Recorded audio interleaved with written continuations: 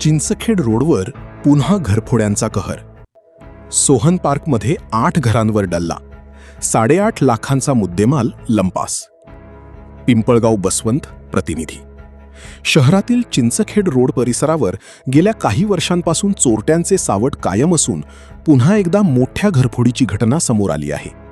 शिवधाम मंदिराच्या मागील सोहन पार्क या हाऊसिंग सोसायटीत शुक्रवारी पहाटेच्या सुमारास अज्ञात चोरट्यांनी तब्बल 8 घरांना लक्ष्य करत सुमारे 8 ते 8.5 लाख रुपयांचा मुद्देमाल लंपास केला.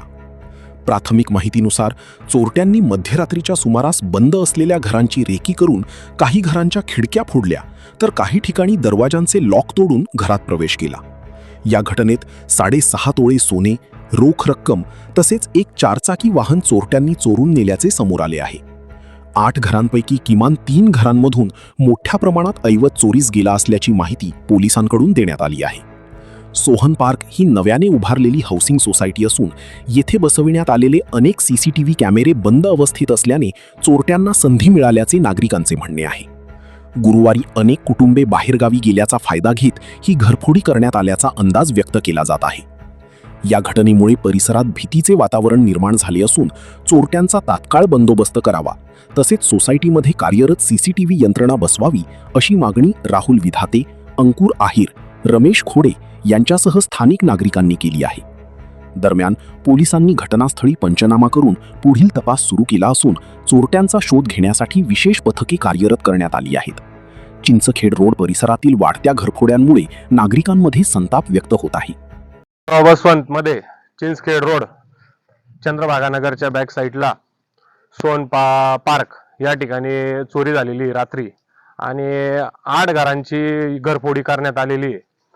चोर कुठून आले हे काहीच माहिती नाही. इथं जे लावलेले कॅमेरे हे सर्व कॅमेरे बंद पडलेले. लोकांनी कोणाच्या भरोशावर राहायचं? लोकांनी इथं घरं घेतलेले आणि आज इथं कमीत कमी 150 कुटुंब राहत आहे.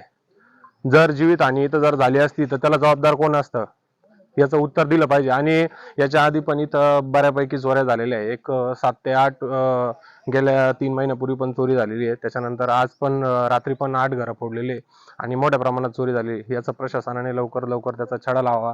आणि इथं आपले एक मेजर साहेब आहे मिलिटरीमध्ये, त्यांची पण नेक्सॉन गाडी चोरीला गेलेली आहे, एक बाईक चोरीला गेलेली आहे. 50-1 लाखांचा मुद्देमाल असा सर्व चोरीला गेलेला आहे.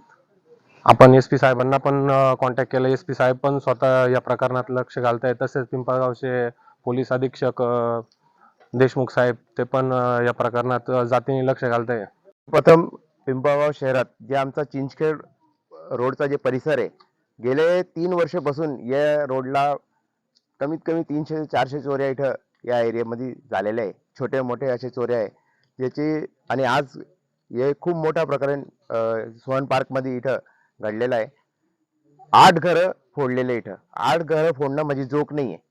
आणि त्याच्यात एक 4 व्हीलर गाडी आणि एक 2 व्हीलर गाडी हे अशा गाड्या इथं गेलेल्या आहे.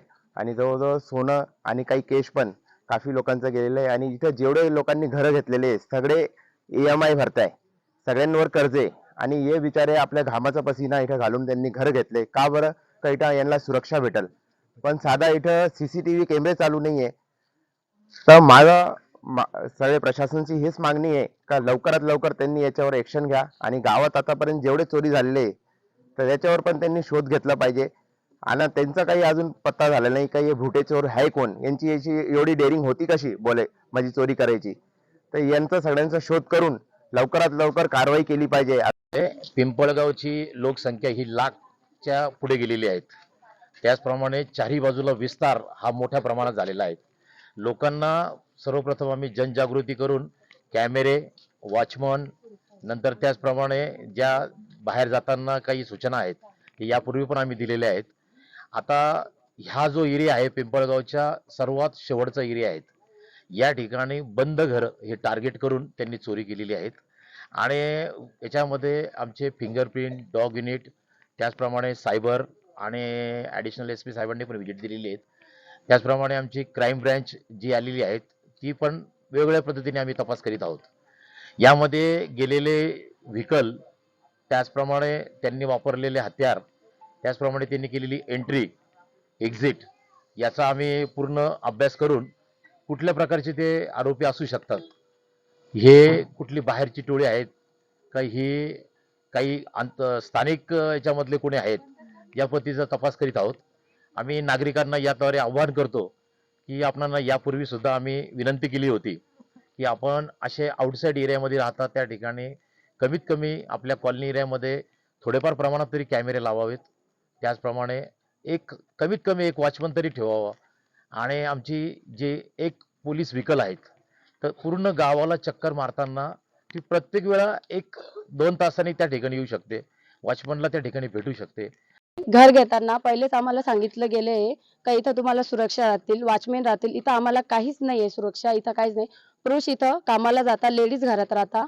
आम्हाला सुरक्षा काहीच नाहीये. आणि इथं खूप भीतीचं वातावरण झालेलं आहे. काल रात्री 8 घरांमध्ये चोरी झालेली आहे आणि फेरीवाले पण येतात.